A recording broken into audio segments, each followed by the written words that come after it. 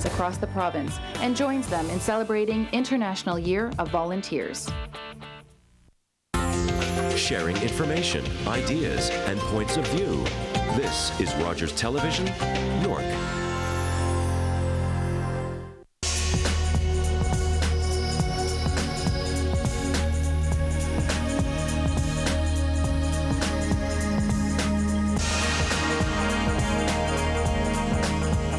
Security is tight at Buttonville Airport as Bill Clinton arrives for an intimate outing with the Premier.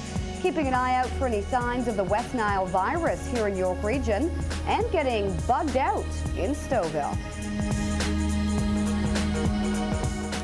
Security was tight on Monday as the former U.S. president arrived in York Region for an intimate outing at Magna Golf Club. Bill Clinton was scheduled to tee off with Premier Mike Harris and PGA pro John Daly. And as the Regional's Phil Martino tells us, the one-day stop involved the help of the Secret Service and 3 police forces.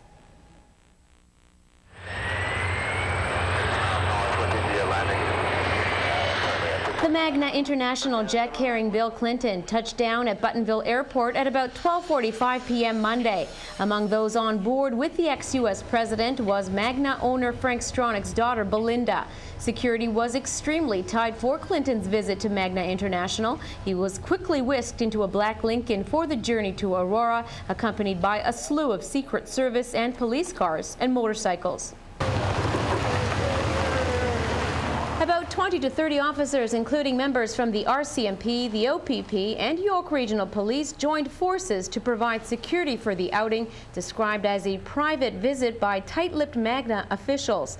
The visit was to include a round of golf on the newly opened private Magna course with the Premier. RCMP spokesperson Michelle Paradis told the Regional it is not unusual for the force to be involved in a visit like this one. She says officers do this on a regular basis with ex-prime ministers of Canada. She claims people like Clinton still have a fairly high profile and the police are present to ensure his safety. Clinton's day-long stay in York Region will include a fundraising dinner here at Magna International later Monday night. All the proceeds will go to Toronto's Hospital for Sick Children. In Aurora, Phil Martino, Regional News. In other news, health officials here in York Region are on the lookout for any signs of the West Nile virus. Initial testing on 2 dead birds, one found in Oakville, the other just outside of Windsor, indicate the virus may have now moved into southern Ontario. The first outbreak in North America was in New York 2 summers ago. Since then, 10 people in the U.S. have died of the virus. As the Regional's Jennifer Harrison tells us, officials here say there is no reason to panic. Preliminary testing on 2 separate birds found in Oakville and just outside Windsor point to the existence of the West Nile virus in Ontario. There have been preliminarily positive tests in Oakville and Windsor at this time, and I say preliminary, they haven't been confirmed yet. So until they're actually confirmed by subsequent tests, their West Nile virus is not here. We've never had a case of West Nile virus positive birds in York Region, so it's never appeared here. At the same time, however, we have sent off 80 specimens of different types of birds, and they've all come back negative.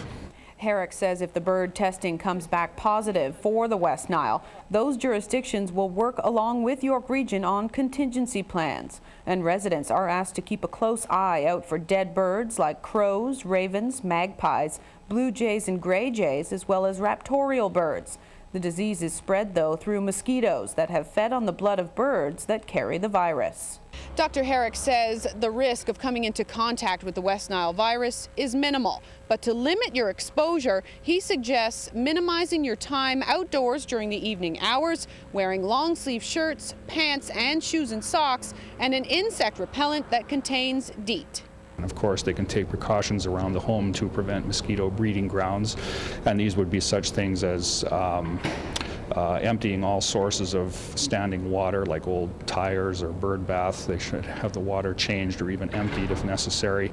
And also people should take precautions about looking at the screening on the houses or the windows of the houses that they have to make sure that they're very tight and that there are no gaps that would allow mosquitoes inside. For more information on the West Nile virus or to report a sighting of a dead bird, call the York Region Health Connection line at 1-800-361-5653. In Newmarket, Jennifer Harrison, Regional News. An unfortunate mishap on the final day of the Canadian Water Ski Championships in King. A 43-year-old competitor from Oro was participating in a jump competition for the over 40 category when he lost his balance just before hitting the ramp. Warren Hing received immediate medical attention on scene. He was then rushed to hospital in Newmarket and later transferred to Sunnybrook, where it's believed he suffered a broken neck and is now paralyzed from the waist down. The Water Ski Canada competition is a sanctioned event and is run by the local Summer Ski Club. And one woman was sent to hospital on Monday afternoon following a two-car collision at Spadina and Major Mackenzie in Richmond Hill.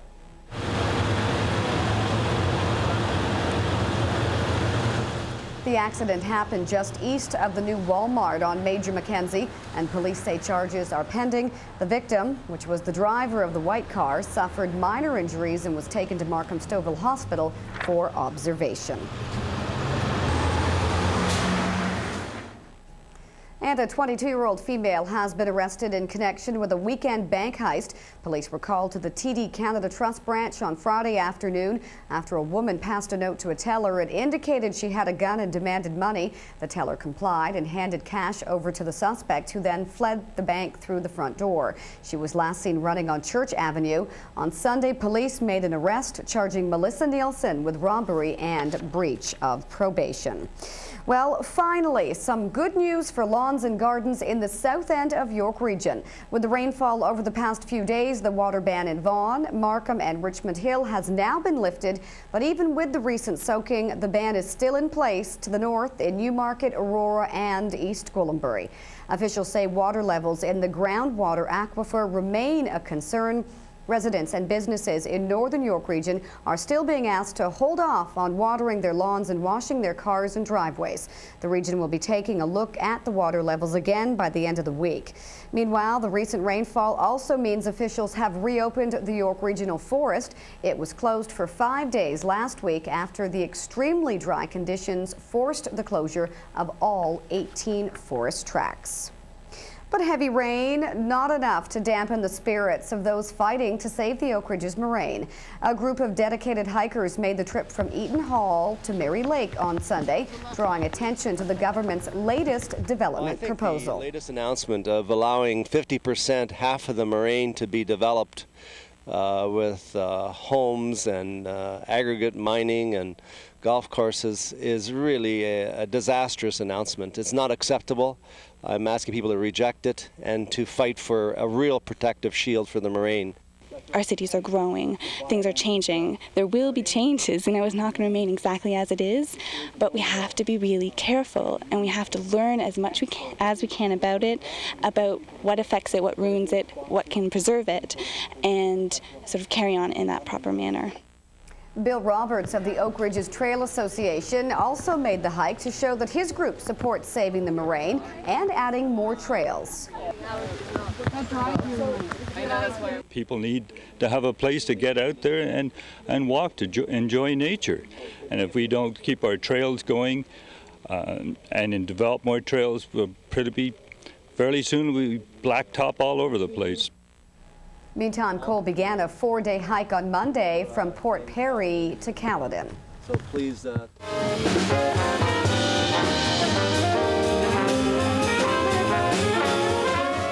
they were jazzing up the town in Unionville over the weekend. The 4th annual Markham Jazz Festival was, of course, a huge success.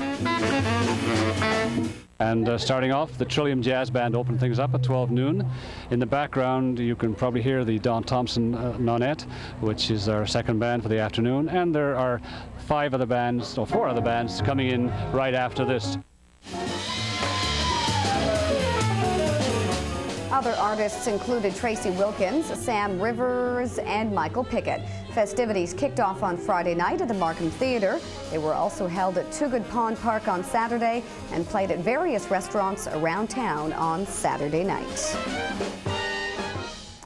A Newmarket teen picked up a gold medal at the Ontario Provincial Road Racing Championships over the weekend. 18-year-old Chris Isaac, one of the youngest in the under-23 category, blew the competition away in the 160K race near St. Catharines. Isaac was a first alternate for the Canadian Summer Games team but wasn't required. The win means more recognition for him as a road racer and $600 towards the coach of his choice next year. Up until now, Isaac has been diligently training on his own. And it was a very successful weekend for two York Region race drivers. Gormley's Jonathan Macri and Brett Osler of King City both finished in the top 10 in their respective classes at two different events over the weekend. On Saturday, Osler finished 5th in the Canadian Formula Ford Championship race at Mossport. Osler moved from 11th place at the start and picked off other drivers one by one until taking 5th position at the checkered flag. In doing so, he set the fastest lap of the race at just over 1 minute, 30 seconds. Fairly tough race at the beginning. Still a long train of cars, and I just followed one of them for a while. We worked together as a pair, passed a few cars. Really, I forget where I passed a lot of them. I just kept picking them up. Saw a last lap board and needed one more for that top 5. So there's a very limited power. The power is decent for the car's size, but it's very restricted engine modifications, so it keeps the power amongst the cars very even. So this track here being a very high-speed track in comparison to the other tracks you race at, drafting's huge. You can gain a lot of time and speed up the back straightaway, and hopefully make a good move at the end of the straightaway and have it stick. Meanwhile, south of the border, Jonathan Macri finished on the podium for the first time in the 2001 CART Toyota Atlantic Series with a second-place finish at Road America, Wisconsin. Driving the P1 NTN Bearings car, Macri also set the fastest lap of the race and was extremely happy with both his team and the setup of his car. Macri currently stands in 6th place as the series moves on to Vancouver for the Molson Indy September 2nd. In the past, the Formula Atlantic Series has served as a stepping stone for the likes of Jacques Villeneuve, Michael Andretti, and Bobby Rahal.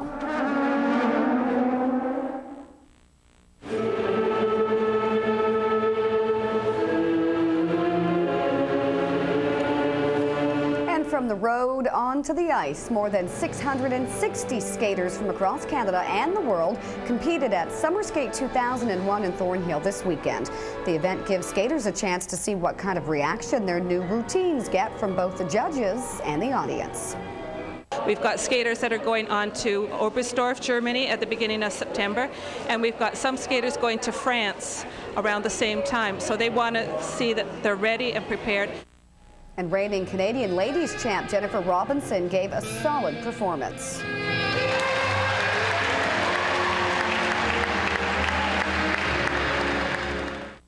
This is my 4th year that I won this event, and this 4th time was just as special as the first time because it was 3 times in a row, which hasn't been done for a long time. Robinson says this year is an important one. She's currently in training for the Winter Olympics to be held in Salt Lake this coming February.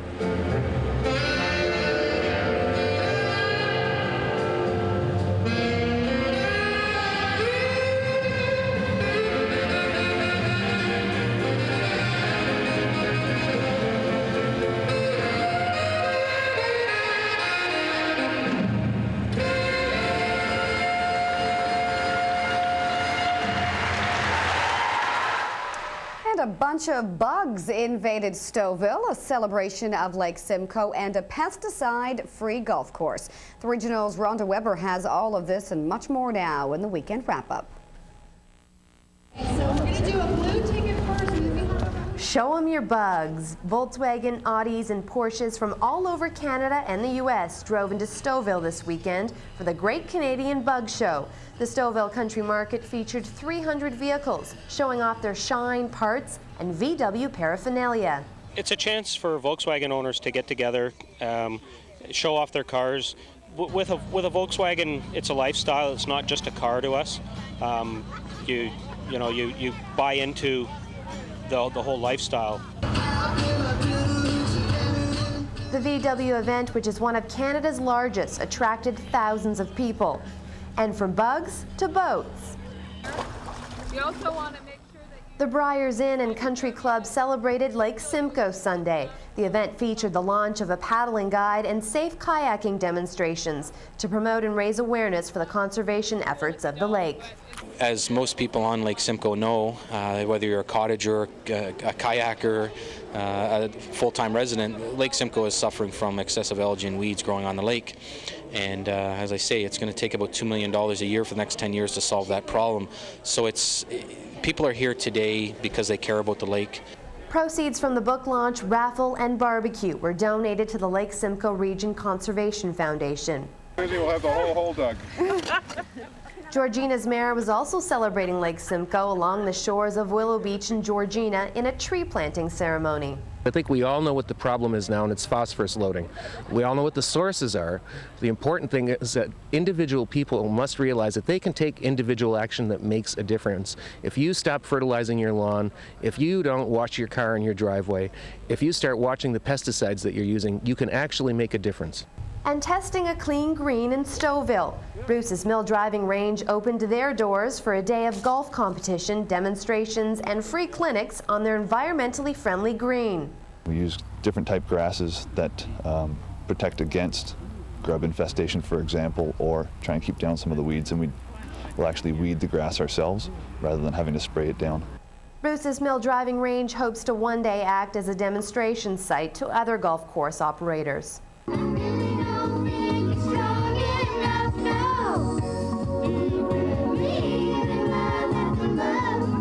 And fun and festivities in Thornhill. Johnsview Village held their 25th anniversary celebration Saturday.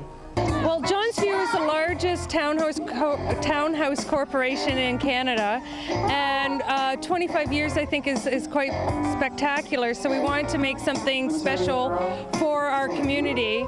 So a group got together around March and we started organizing the events, and then it's kind of grown into an all-day festival. The day events included face painting, art and craft exhibitions, and lots of games. In Richmond Hill, Rhonda Weber, Regional News. And coming up still, commentary with Dick Illingworth. But first, owning a bicycle can bring a lot of joy and independence, no matter what the age, whether it's for recreational use or as a source of transportation. But what can you do to protect that investment from theft and even vandalism? Kevin Yard takes a look now at a few ways you can ensure you don't become a victim of bike theft. With gas prices at the pump yo-yoing from month to month, people are turning to alternative forms of transportation. And the bicycle has never been more popular or economical. I use my bicycle for recreation, just trying to keep some weight off. I use my bike to ride around the park, sometimes go around my school. I use it for recreation and going to work, coming from work. We go to great lengths to ensure that our automobiles are safe from vandalism and theft. Such devices as car alarms and the club provide us with a sense of security. But are we doing the same with our bikes? I do a fair amount of bicycling around here, and we park it in a locked room at the condo. But when I go into the stores here, I just lock it up. I leave my bike in the garage so nobody takes it away. Since my brother's bike got stolen, so we keep it, we look after the garage so it doesn't get open, and then my bike goes away too. Lock them up. Yes, lock them up, because if you don't lock them up, then they're going to be gone. That's for sure. According to York Regional Police, bike thefts mainly occur in the summer months. Just over 200 bicycles have been stolen from January to June of this year. While that may pale in comparison to Toronto, where close to 4,000 bicycles were stolen last year, it's still a figure that concerns police. The public helps us a great deal in this, and the public reports the fact that a lot of these bikes are stolen from garages at different hours of the night, and we follow up on those tips, and it's a lot better for us to get the information initially, as opposed to someone who waits after the bike's been stolen for 3 or 4 days to go, oh, I better report this to the police, as an afterthought. If we can get there right away, then we can set up a perimeter in which we can hopefully track down the suspects. Morrell says a worst-case scenario is your bike may be stripped for parts and sold for a profit. Older bikes with fresh paint are suspect, since most thieves try to hide the bike's true appearance. A surefire method of preventing theft is not only by investing in a lock, but also by understanding how they operate. Locks can start at $12 and go up to $60 or higher. They come in a variety of styles, 10mm cables are 6 feet long and can lock up the frame and tires to a bike rack.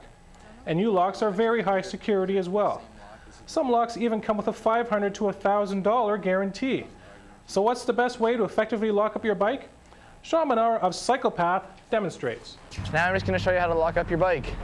Find a nice sturdy bike rack, park your back wheel in, open up your lock. You're going to want to put your lock through your front wheel. Secure that through your frame and through your back wheel as well. Then your entire bike's secured, and of course make sure the lock goes through the rack.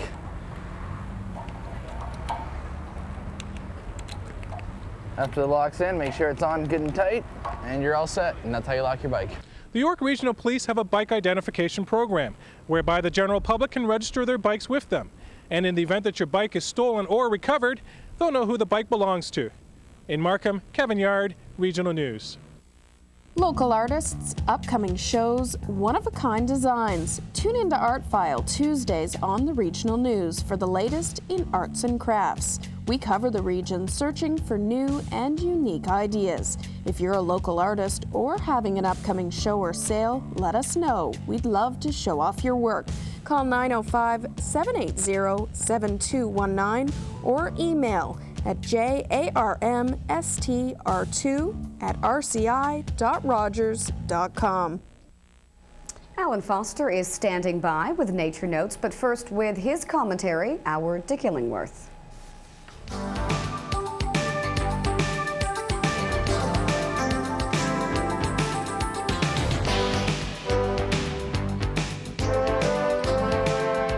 The provincial government's unilateral action in granting tax credits to parents whose children attend private or religious schools has opened up a Pandora's box of educational weaknesses. Believe it or not, but to open up a private school in Ontario, all you need is $250, 5 kids, and a half-page application form. Follow-up by the Ministry of Education is non-existent. Teachers don't have to be qualified. Curriculum doesn't have to be followed. The size of classes isn't monitored, or the schools don't have to be financially sound. Nowhere is this lack of government regulation or control more apparent than in the case of Toronto St. James International Academy, currently in the news. Granted, there are many excellent private and religious schools among the more than 700 private schools in Ontario, with about 102,000 students.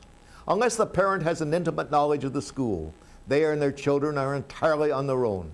It's a shocking lack of accountability on the part of the provincial government to allow these schools to open and conduct classes without supervision.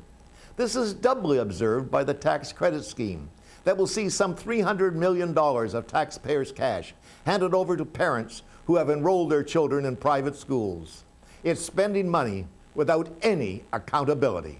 That's the way I see it. I'm Dick Illingworth.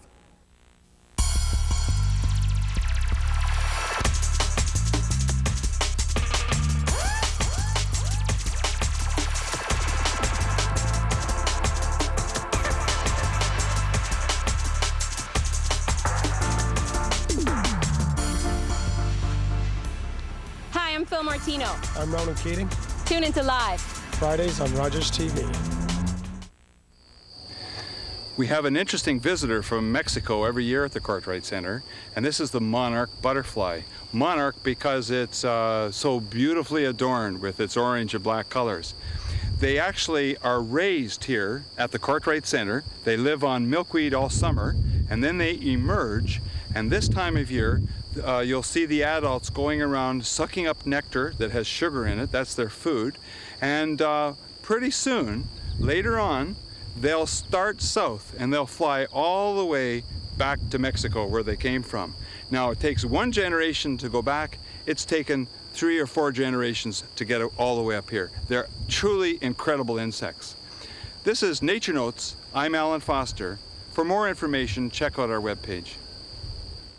And next on Future Zone, Jerry Moskovich, the president of Mass Incorporated, discusses his company's multi-screen display solutions.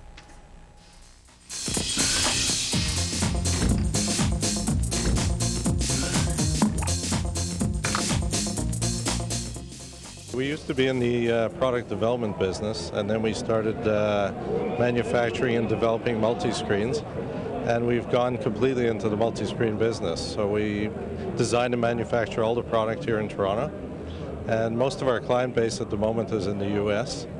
So we build the product here and we ship it into the U.S., and we have some dealers in Japan and Korea and Europe. And we sell mostly to the financial markets, the entertainment business, different professional markets. So can you tell me about some of the key uses for this product? Yeah, financial traders would use it. They're the main market for it, and they would need access to a lot of information simultaneously. So they would have 2 or 3 or 4 screens up at the same time, and they could have as many as 8 screens per trader. And they would be having to monitor a lot of information at the same time. So they can't be cycling between layers of information. They need to have it spread out in front of them. So the whole idea behind the multi-screen is that you can multitask. So rather than layering things and having to make photocopies of things and look at things at the same time, what you do is you just spread them out on the desktop, and then you can look at a lot of things at the same time. So it increases your efficiency of work. And that's really the principle behind it. Is your company creating some new uses or suggesting new uses for these products for other companies? We do. We try to understand how people use them, and we're trying to find a way in which they can use them more efficiently. So we try to understand how they're actually using the multi-screen. And why is it important for your company to be at Comdex? Well, we haven't really tried to selling our product that much in the Canadian market. This is our first venture into the Canadian market. We have a new dealer here in Toronto, and we wanted to show the product with the dealer to the market. So we would like to sell here in Canada, and we've been focusing mostly on the U.S. up to this point. So it's an opportunity for us to show the product here, for people to know that we're here, and that we have this line of product available.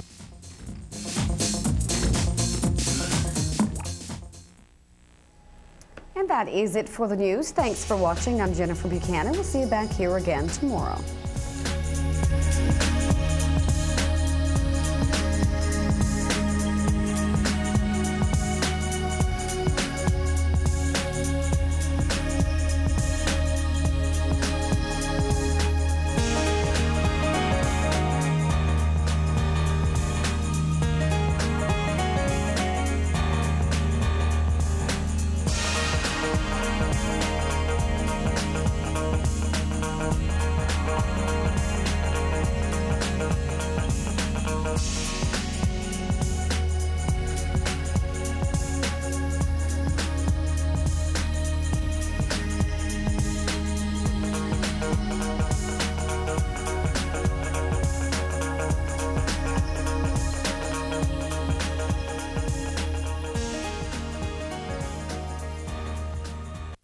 Call the Rogers Television Viewer Response at 1-800-939-7787 or visit our website with your comments.